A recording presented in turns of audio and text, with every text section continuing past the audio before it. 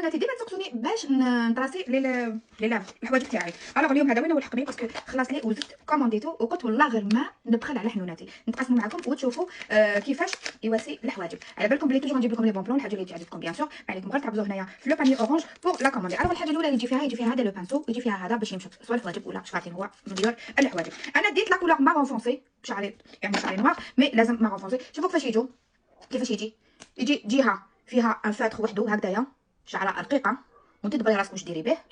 هادو هما لي بروفيسيونيل. والجهه الثانيه الناس اللي ماشي بروفيسيونيل وما يعرفوش يواسوا حوايجهم، شوفوا كيفاش يجي فيه باغ كونطخ ثلاثه شعرات فريمون الناس المبتدئات وما يعرفوش. الوغ واش رايكم نبداو نوري لكم كيفاش راح نخدم به.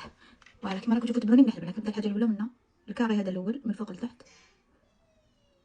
ديجا شوفوا الريزلت تاع الكاري يبان ميكرو بليدينغ، يبان بلي راني دايره ميكرو بليدينغ. ومن بعد كي تلحقي لهنايا تبداي تميلي شويه فيه، ميلي هكذا ومن بعد كي الفوقه جيبي لي لتحت من الفوق لتحت. اي فوالا البنات شوفوا كيفاش يواسي الحواجب، وشوفوا كيفاش يطراسيهم كما راكم تشوفوا زي الغالي يا دلالي. فوالا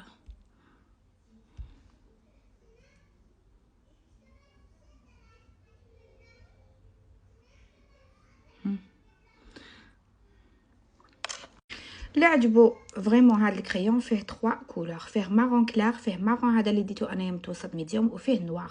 معليك غير تعبزي هنا في لو باني اورانج بور لو كوموندي. لا ليفريزون لي تري رابيد وماشي كاع غالي، راح تشوفوا كامل البري تاعو. بيزو